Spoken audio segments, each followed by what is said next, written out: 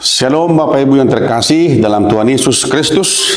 Semoga kita semua dalam keadaan sehat dan penuh sukacita menyambut hari yang baru ini. Dan kita akan mendengarkan firman Tuhan yang menjadi santapan rohani kita, menyapa kita hari ini, tertulis dalam kitab Keluaran pasal 33 ayat yang ke-11. Demikian bunyinya. Tuhan berbicara dengan Musa berhadapan muka seperti seseorang berbicara dengan temannya. Kemudian Musa kembali ke perkemahan, tetapi Joshua bin Nun, abdinya yang masih muda, tidak meninggalkan kemah itu.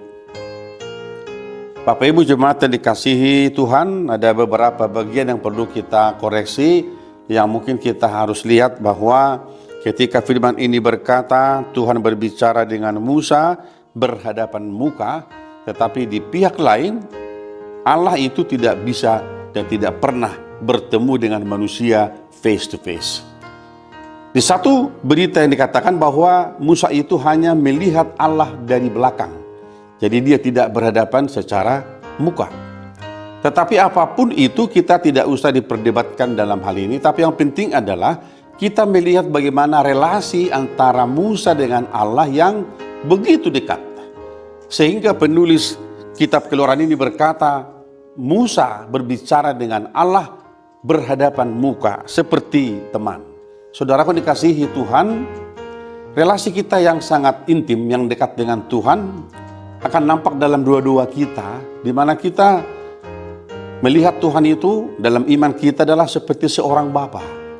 Dan tidak ada satu agama pun di dunia kecuali orang Kristen yang menyebut Tuhannya adalah Bapanya. Dan Yesus pun mengajar kita dalam dua Bapa kami, dia berkata Bapa kami yang di surga. Menggambarkan suatu hubungan yang sangat dekat antara seorang bapa dengan seorang anak. Demikianlah Allah kita pahami dalam hidup kita. Saudaraku, relasi yang dekat dengan Tuhan dalam hidup kita sebenarnya itulah sumber kekuatan kita untuk melihat bahwa dalam hidup kita ini kepribadian Allah yang luar biasa, yang transcendence itu, yang jauh itu, yang melampaui akal pikiran manusia, sebenarnya dia juga adalah Allah yang imanen.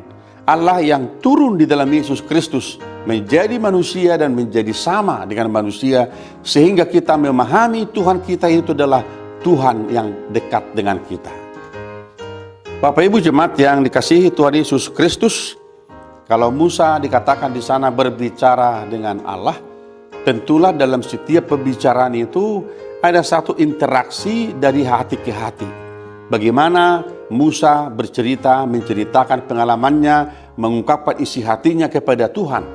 Dan demikian juga Allah berkata kepada Musa apa yang dia harus kerjakan sebagai seorang abdi Allah yang melayani Tuhan. Bapak Ibu jemaat yang dikasihi Tuhan, dalam pekerjaan kita, dalam aktivitas kita, mari kita pahami bahwa di dalam banyaknya permohonan kita kepada Tuhan, di sana juga ada perintah Tuhan yang kita harus patuhi. Sehingga kalau kita berdoa, dalam bahasa Batak martangiang, bukan martamiang, tetapi martangiang dari kata tangi, artinya manusia itu menyampaikan permohonannya kepada Allah, tetapi manusia juga harus mendengarkan apa kata Allah tentang permohonan kita. Jadi ada dua arah ketika kita berinteraksi dalam doa. Jadi kita mau mendengarkan Tuhan berbicara kepada kita, dan kita ingin Allah mendengarkan dua-dua kita, ungkapan hati kita.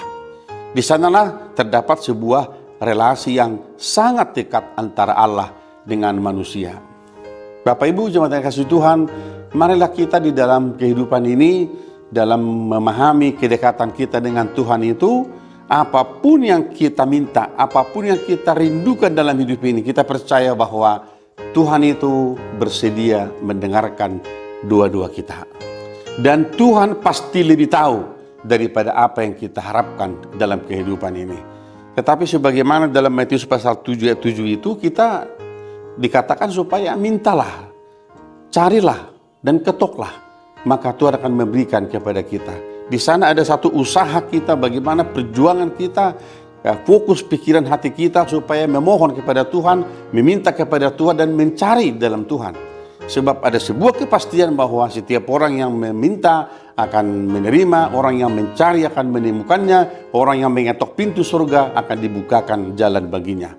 Itulah keyakinan kita dalam setiap relasi kita. Jadi kalau kita belajar dari Musa yang begitu dekat dengan Allah, berbicara seperti seorang teman, maka kita pun saudara-saudaraku di dalam Yesus Kristus, kita adalah sahabat-sahabat Allah. Kita adalah saudara-saudara daripada Kristus, di mana kita berbicara kepada Tuhan, menyampaikan isi hati kita kepada Tuhan. Tidak ada batasnya, apapun yang ada di hati kita, sampaikanlah kepada Tuhan. Dan Tuhan akan memberikan kita sesuatu yang lebih berharga, melampaui pikiran dan perasaan kita.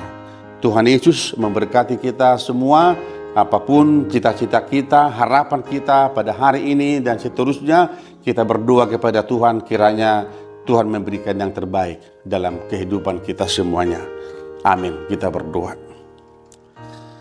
Terima kasih Bapa di sorga, kami sungguh merasakan begitu dekatnya Tuhan dengan kami.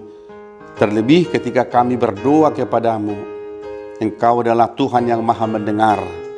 Dan kami mengimani bahwa Engkau akan memberikan yang terbaik dalam kehidupan kami.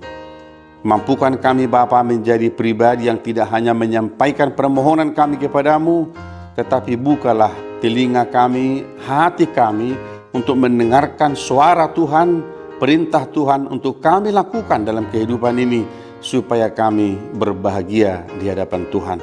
Terima kasih Bapa di surga, berkati apapun yang kami kerjakan hari ini, untuk boleh menjadi berkat bagi kami, menjadi kemuliaan bagi nama-Mu. Terpujilah Engkau Allah di sorga, di dalam Yesus Kristus yang adalah Tuhan dan Juru Selamat kami yang hidup. Anugerah dari Tuhan kita Yesus Kristus, kasih setia dari Allah Bapa, dan persekutuan dengan Roh Kudus menyertai saudara-saudara hari ini sampai selama-lamanya. Amin.